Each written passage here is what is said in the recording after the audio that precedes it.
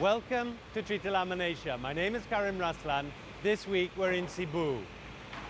I'm standing here on the banks of the mighty Rejang.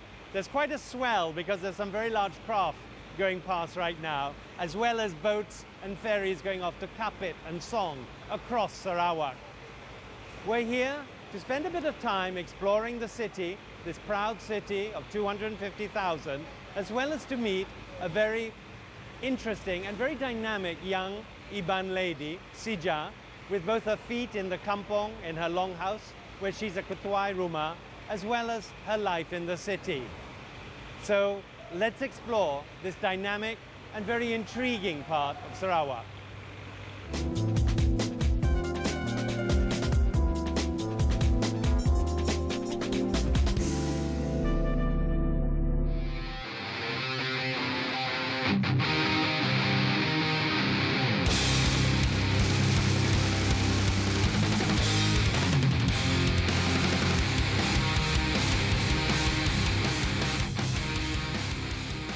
Ya, Sija, bila buka kedai ini, Sija? 1 September 2013 kita mula beroperasi. Ya. Dan kenapa dinamakan Tuai Rumah Sija Enterprise? Nama yang agak unik dalam yang di mana kedai-kedai yang ada di Cebu. Jadi saya pilih nama Iban. Nama yang mewujudkan saya sebagai ketua kaum di situ. Tuai itu bermaksud ketua, jadi rumah tu ketua rumah panjang. Jadi saya kekalkan nama tu untuk orang senang kenal saya, senang tahu siapa yang empunya kedai ni. Ya. Dan siapa yang bikin dan menganyam barang-barang ini? Yang ini semua kraft tangan daripada mak saya sendiri yang buat dengan mendiang datuk saya untuk buat kayu-kayu ni. Datuk saya yang buat, mak tukang anyam saja. Okay. Apakah Sija sendiri tahu untuk cara untuk menganyam? Kalau setakat ini dinamakan anyaman 2 dan ini dianyam apit. Anyaman ini saya boleh buat. Kalau nak buat anyaman yang berbunga-bunga yang ada motif paku pakis tu saya tak bisa, tak pandai, belum belajar.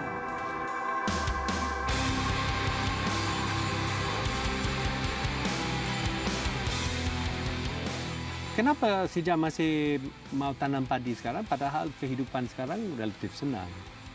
Ya, jawapan yang saya nak katakan, saya sentiasa rindukan bau tanah itu. Bau tanah maksud dia saya bukan nak cium bau tanah. Sebab kita terbiasa tanam padi dari kecil sehingga kita remaja. Sebab kita orang susah kan, jadi padilah satu-satunya untuk kehidupan di rumah panjang. Dan kedua, untuk naik taraf kehidupan keluarga saya tak perlu beli beras, tak perlu buang duit untuk belanja beli beras tu. And then beras tu tak ada toksik, bersih dan kita selamat nak menggunakan untuk keluarga kita. Dan Sija sendiri sudah belajar untuk tanam beras semuanya, tanam padi itu dari ibu? Ya, dari ibu dengan datuk nenek saya sendiri. Dari turun-menurunlah keluarga kita memang kerja kebun, kerja tanam padi sawah dengan padi bukit. Apakah ilmu seperti ini sudah kayak diajar kepada anak-anak sendiri? Oh tidak. Terus terang saya katakan anak saya tak pernah ikut saya tanam padi. Walau seorang daripada mereka bertiga langsung tak pernah tahu proses macam mana tanam padi. Itu mungkin saya terlalu menyayangi mereka. Saya tak nak dia orang hidup susah seperti saya.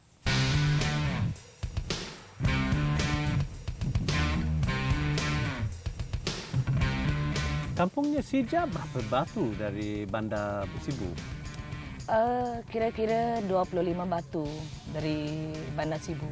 Okey. Dan sebenarnya berapa penduduk di kampung Sija?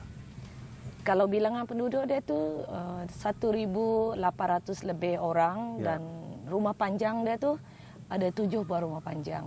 Okey. Dan apakah rumah panjang ini dan kampung ini ada kemudahan seperti bekalan air atau listrik? Buat masa ini belum semua ada, belum ada kemudahan apa-apa melainkan sekolah primary dengan klinik kesihatan. Seperti air bersih yang didatangkan khas dari air pipe tu kita memang tak ada. Kita hanya buat simpanan air hujan untuk ditakung. Dan electricity itu kita pakai genset. Apa masalah yang timbul oleh sebab tidak ada listrik? Banyak sangat masalah timbul jika tak ada genset. Satu, bagi keluarga yang kurang mampu, dia orang tak mampu nak beli genset dengan minyak benzin dia tu. Tak pakai, dia orang hanya pakai pelita. Dan untuk budak-budak nak sekolah pun, dia orang nak ulang kaji malam memang tak dapat. Jadi agak ketinggalan jika nak dibandingkan dengan yang di bandar. Kalau tengok keadaan bukan dia jauh sangat dari bandar kan. Sepatutnya kampung saya ni dah ada kemudahan elektrik dan air bersih untuk kehidupan penduduk di sini, memandangkan penduduk saya di sini ramai, 1,000 lebih orang. Jadi kampung yang berdekatan dengan kampung saya dah sampai elektrisiti. Bukan nak kecil hati, tapi sebagai penduduk yang kita rasa ramai penduduk, kenapa kita tidak diberi sama hak yang begitu?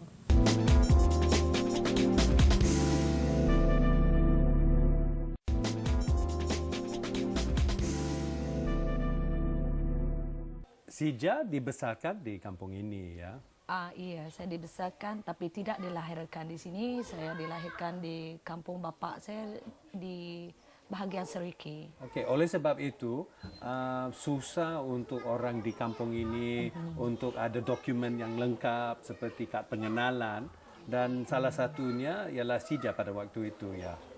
Iya, memang diakui sangat-sangat susah waktu itu. Jangankan kita nak buat surat pengenalan atau surat kelahiran tu, untuk nak keluar beli keperluan asas dapur tu pun agak susah kita nak keluar. Jadi dan perlu banyak wang, ya. Perlukan banyak wang sebab kalau kita keluar dia tak dapat kembali dalam satu hari. Dia kena bermalam di bot express tersebut untuk berbelanja dapur tu. Jadi itu salah satu sebab kenapa ramai di sini waktu itu yang seusia saya dan yang lebih dewasa dari saya tak ada surat pengenalan dan juga surat dan kelahiran. apa akibat itu? Kalau tidak ada kad pengenalan, apa yang Sija seperti tidak bisa lakukan? Semua kerja kita akan terbantut. Ya. Terutama dari segi persekolahan kita. Kita tidak akan sampai ke mana, dan tahap yang sampai kita mampu hanya mungkin sampai form 3 saja, masih gunakan surat pengakuan dari ketua kaum waktu itu. Lepas tu untuk masuk form 4 dengan form 5 dia tu kita tak dapat guna surat pengakuan lagi, kena ada surat kad pengenalan tersebut. Jadi mau tak mau kita kena berhenti sekolah. Bukan dan ini yang terjadi kita dengan Sija sendiri, ya? Ini yang berlaku ke atas saya sendiri. Di samping tak ada dokumen pengenalan, saya juga kesuntukan wang, kesuntukan belanja. Sebab ibu saya waktu tu tak mampu nak hantar pakai belanja untuk ekspres. Ya. Sorry. Tapi terangkan, biar orang tahu kehidupan yang susah ni. Saya memang masih nak sekolah waktu itu, tapi tak mampu mak saya hantar. Waktu kawan saya turun ke sekolah dan saya pergi menoreh getah, itu yang mampu saya lakukan. Jadi kayak cita-citanya Sija sudah kayak hapus, rasa kayak hapus. Saya rasa waktu itu masa depan saya hancur, gelap masa depan saya, dan saya akan mewarisi hidup mak saya sebagai petani cara lama dan orang kampung yang masih menoreh getah bersama dengan keluarga saya. Saya tak dapat menaik tarafkan adik keluarga saya. Itu yang saya fikirkan waktu itu. Sedangkan saya dah ada angan-angan nak naik taraf hidup keluarga. Saya tak nak lagi duduk di tempat miskin seperti itu. Bersekolah pun tak pakai beg, tak pakai kasut seperti anak sekolah lain. Saya hanya pakai kaki ayam. Dan plastik beg itulah yang saya pakai untuk... Tapi okey, macam mana pada waktu itu Sija boleh keluar dari situasi susah seperti itu? Selepas saya habis tamat sekolah di tingkatan 4 dan saya tak dibenarkan menyambung ke tingkatan 5. Saya cuba bekerja ke bandar. Saya lupakan untuk belajar. Saya kuatkan cita-cita saya nak cari uang. Cari uang untuk sara keluarga di kampung. Saya tak kisah apa pekerjaan pun yang saya lakukan di bandar. Apa-apa kerja yang boleh saya lakukan, saya lakukan. Saya tak kisah itu kerja orang lelaki ke, orang perempuan ke, saya lakukan. Dan akhirnya, sebab saya memang berminat jadi artis sejak dari awal kita persekolahan, kita memang selalu ikut pertandingan nyanyian. Jadi sampai satu masa saya ditawarkan untuk recording oleh satu company dahulu.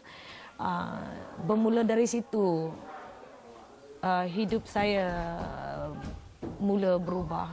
I think this is something that I find totally unbelievable, that in today's Malaysia you can have such a developed, well-ordered and well-planned city like Cebu with very clear demarcations for parking, for one-way systems, all sorts of things. Whereas 25 miles outside of Cebu, here we are in Sijaz Kampong with a population maybe 1,800, 7 long houses. There's no electricity, there's no water.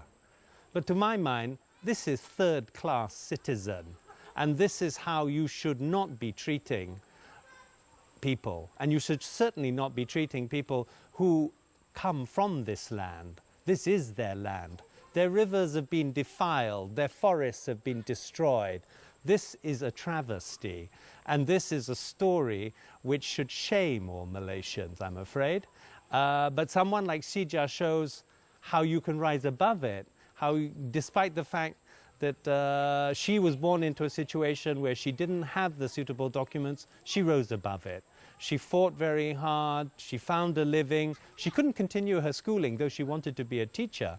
She was kicked out because she didn't have the IC. And she was only 27 when she got it. And up to that point, she would be pulled off buses and people would be questioning her, is she an Indonesian? What nonsense. She's an Imban girl who's never stepped outside of Sarawak. So these are the kinds of things that, makes you want to weep.